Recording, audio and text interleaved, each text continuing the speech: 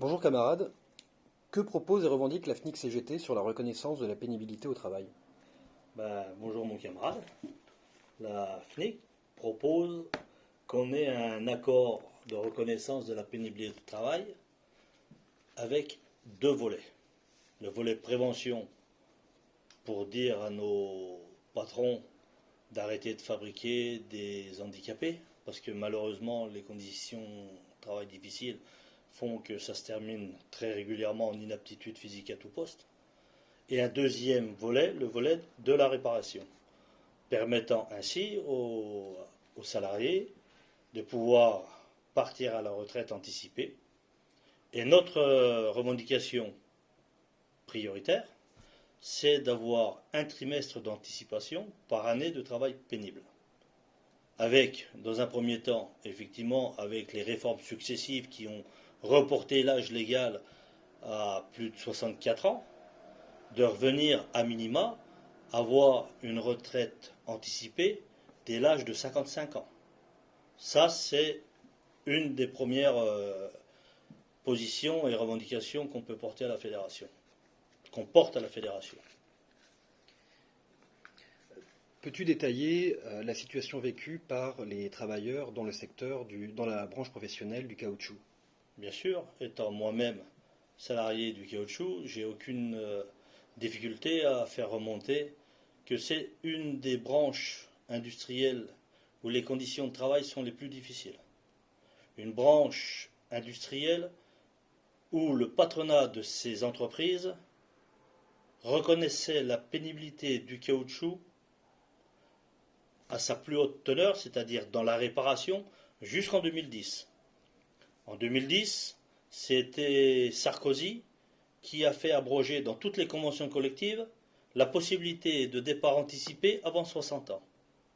Donc, dans la branche du caoutchouc, pouvant s'appuyer sur l'article 14 qui existait dans la convention collective, permettait de reconnaître la pénibilité et de laisser partir les salariés à la retraite anticipée à 57 ans, 58 ans, 59 ans, ça dépendait le temps de cotisation qu'avaient les salariés, mais cela a été accepté parce que c'était financé à 100% par les fonds publics. Du jour où les articles conventionnels sur les départs anticipés ont été supprimés des conventions collectives et l'obligation d'être financé par le patronat, comme par enchantement, la pénibilité avait disparu.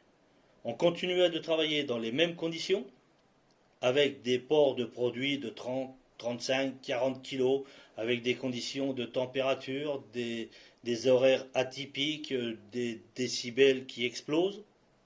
Mais, comme par enchantement, étant donné que c'était à financer par le patronat, il n'y avait plus de pénibilité dans la branche du caoutchouc. Et par rapport à cette situation, du coup, le combat pour la reconnaissance de la pénibilité au travail prend un relief particulier dans ce secteur-là. Bien sûr, elle prend du relief, et un relief particulier, comme tu le dis, par rapport, d'une part déjà, avec les réformes de retraite successives, ces réformes de régression sociale, qui ont fait de déplacer les départs de 57 quand on avait une reconnaissance de la pénibilité à 60 ans, de 60 ans à 62, de 62 à 63. Je rappelle quand même le gouvernement socialiste qui avait été élu en faisant la promesse de détruire la réforme à Sarkozy, de revenir à 60 ans. Ça, c'était au mois de mai pour être élu. Et puis, au mois de janvier, ça rebasculait de 60 ans à 62. Ils ont fait encore mieux, puisqu'ils ont reporté à 63 afin de pouvoir bénéficier de la complémentaire totale. Si tu partais avant 63, tu perdais 10% sur la complémentaire que tu récupérais à 65 ans. Donc, avec ces réformes de régression sociale, les unes après les autres, on a aujourd'hui l'obligation, étant donné qu'on n'a pas gagné sur la réforme des retraites, même si on a libéré les esprits, les consciences, on n'a quand même pas gagné. il faut absolument qu'on puisse, au sein des branches professionnelles, obtenir des accords de reconnaissance de pénibilité au travail et non pas des accords de mesure de fin de carrière qui sont portés au nu par d'autres syndicats et le patronat. Hein. J'entends par ces mesures des accords de GEPP qui octroient à des salariés qui ont 35 ans, 37 ans, 40 ans de boutique des anticipations de 3 mois, 6 mois, 9 mois, sous condition d'accepter 3 départs pour une embauche. C'est-à-dire satisfaire une minorité de personnes à des départs anticipés d'une faible amplitude, mais de promettre l'enfer à ceux qui vont rester au travail. Parce que la charge de travail, elle restera. Donc, ça prend un relief d'autant plus important quand on regarde aujourd'hui avec la réforme des retraites, pour des métiers aussi difficiles que le nôtre, dans le caoutchouc, où, en moyenne, le salarié est mis et poussé dehors à l'âge de 57 ans, 58 ans, 59 ans. Aujourd'hui, on va demander à ces salariés d'aller jusqu'à 64 ans, ou 63 ans, s'ils ont la chance d'avoir commencé de travailler avant 21 ans. Et quelles sont les modalités de lutte décidées par l'Assemblée générale des syndicats du caoutchouc qui s'est réunie la semaine dernière? Alors, c'était un grand moment de débat, déjà à l'AG de l'AFNIC, sur la question. On avait la chance de tenir notre AG du caoutchouc le lendemain. Et sur la présence de 25 syndicats du caoutchouc, c'est décidé de prendre en compte la date qui a été arrêtée confédéralement le 13 octobre, mais pour mettre en place une stratégie de lutte qui tient seulement à l'AFNIC CGT. Je m'explique sur le sujet. On a décidé de faire un appel reconductible sur les vendredis. Alors, on est décrié par certains parce que, soi-disant, ça serait des appels de complaisance le vendredi, permettant aux salariés d'agrandir le week-end.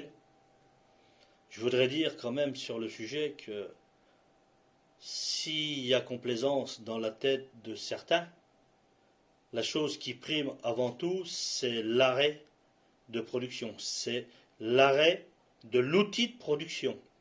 Et si le salarié, pour arrêter l'outil de production, prend la décision et la responsabilité de ne pas venir travailler le vendredi, peut-être parce qu'il aura envie d'agrandir son week-end, mais dans tous les cas, il ne fabriquera pas les produits à haute valeur ajoutée qui sont fabriqués dans le caoutchouc.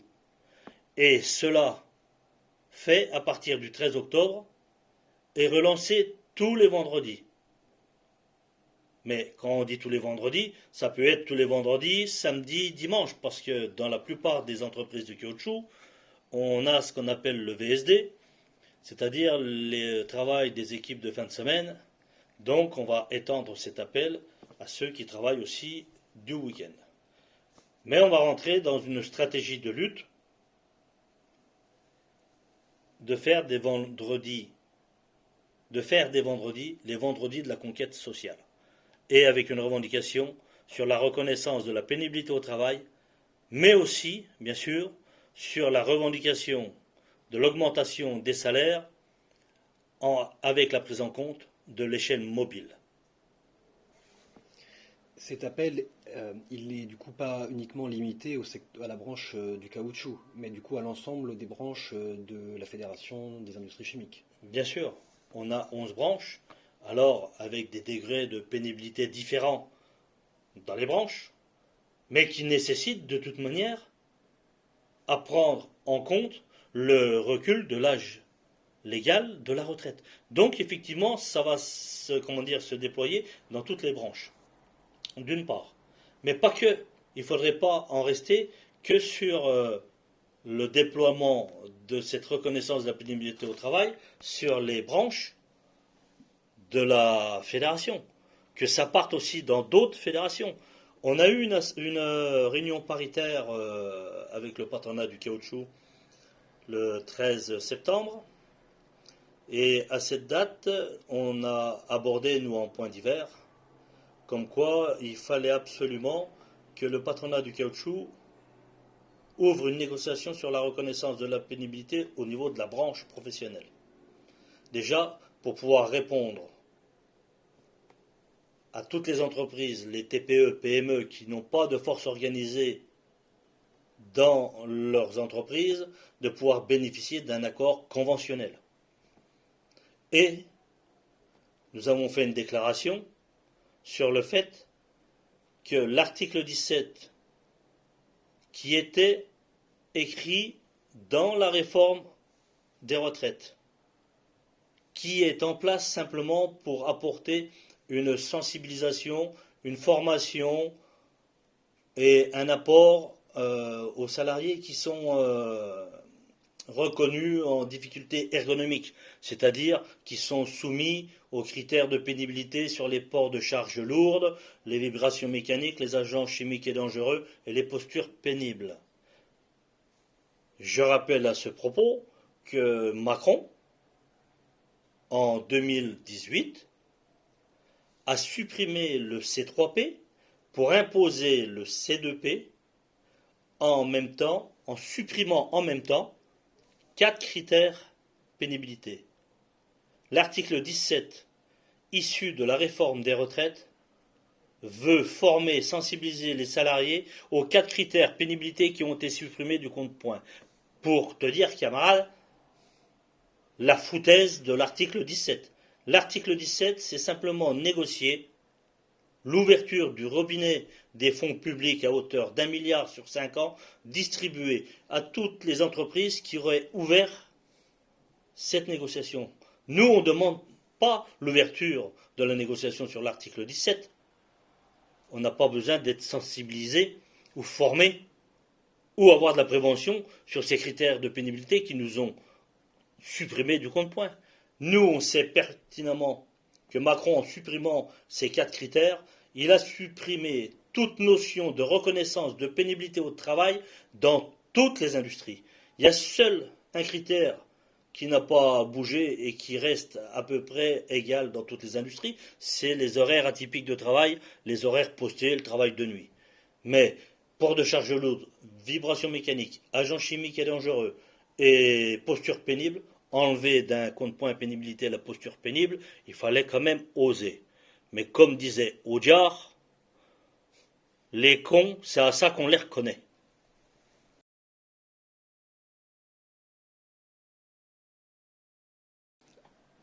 Pour mener ce combat, dans la branche ou branche par branche, y a-t-il besoin d'une stratégie et surtout d'une lutte, d'une lutte à l'échelle confédérale? Alors, j'ai parlé juste avant qu'on avait eu cette paritaire dans la branche du caoutchouc. On a informé bien sûr les patronats de la branche du caoutchouc comme quoi, sans réponse positive de leur part à la mise en place de cet accord reconnaissance pénibilité, on entrerait à partir du 13 dans une grève reconductible tous les vendredis pour exiger, les vendredis de la conquête sociale, pour exiger la mise en place d'un accord de reconnaissance de la pénibilité au travail. À ce sujet, quand on a annoncé notre plan d'action, les syndicats représentatifs de la branche du caoutchouc, Force ouvrière, a fait entendre qu'ils se retourneraient vers leur fédération, leurs responsables fédéraux, pour partager cet appel du 13. La CFDT a dit aussi se retourner vers sa confédération pour partager sur cet appel du 13 octobre. Alors si ça peut faire amalgame, mais attention, quand je dis convergence avec les autres syndicats, on en restera avec les revendications et la stratégie mise en place par la FNIC-CGT. On ne rentrera pas dans une intersyndicale qui se refusera d'appeler à la grève, dans une intersyndicale qui se refuserait d'appeler à une grève reconductible, du blocage de l'économie. Alors ça ne sera certainement pas le blocage du pays par rapport à l'industrie du caoutchouc, mais si cela devait être confédéralisé, ne pas faire les mêmes erreurs avec une intersyndicale et une stratégie d'appel interprofessionnel saute-mouton, qui ont permis d'accéder à la défaite. Si ça doit être confédéralisé, il faut que ça soit confédéralisé comme on l'a décidé à la FNIC CGT et à la branche du caoutchouc. Avec des appels le vendredi pour commencer, les vendredis de la conquête sociale, mais ces vendredis peuvent se tourner en jeudi, vendredi, mercredi, jeudi, vendredi, et puis après rentrer dans un mouvement de blocage total. Voici l'état d'esprit qui a été porté déjà à l'Assemblée générale de l'AFNIC, mais qui a été confirmé dans la branche du caoutchouc, dans l'Assemblée générale du caoutchouc du 6 septembre. Et voici aussi ce qui a été porté devant la Chambre patronale du caoutchouc pour leur faire comprendre qu'il y avait déjà des accords existants sur la reconnaissance de la pénibilité au travail dans d'autres branches, pétrole, branche chimie, et je parle bien d'accords de reconnaissance de la pénibilité. Je ne parle pas de GPEC ni de mesures de fin de carrière qui servent simplement à dégraisser les effectifs et à délocaliser les productions. Alors peut-être une dernière question sur le lien entre la pénibilité et l'exploitation. Parce qu'on parle de pénibilité, souffrance au travail, mais au final on parle bien de l'exploitation capitaliste. Alors s'il y a une chose qui a jamais changé, c'est bien toujours de l'exploitation capitaliste qui confirme et aggrave la pénibilité au travail. On peut parler de problématiques d'environnement, on peut parler de problématiques de climat. Le capitalisme vert, ça n'existe pas, tout comme le capitalisme responsable faisant des conditions de travail sa priorité. Le capitalisme, les conditions de travail, il s'assoit dessus comme le reste. La seule chose qui compte, c'est que la plus forte machine du monde, qui est l'homme, soit toujours de plus en plus rentable. Alors que nous lui opposons des départs anticipés, lui opposons les 32 heures, la réduction du temps de travail, lui ne répond que par des mises en place d'accords réduisant l'effectif et en augmentant la charge. Je pense que quand on réduit l'effectif et qu'on maintient ou qu'on augmente la charge de travail, on fait du bon capitalisme qui se fout totalement de la reconnaissance de la pénibilité. On ne peut pas dissocier conditions de travail, salaire, exploitation, capitaliste. Quand je dis on ne peut pas dissocier, tant qu'on n'aura pas mis à bas ce capitalisme d'exploitation ouvrière, le combat ne sera jamais terminé.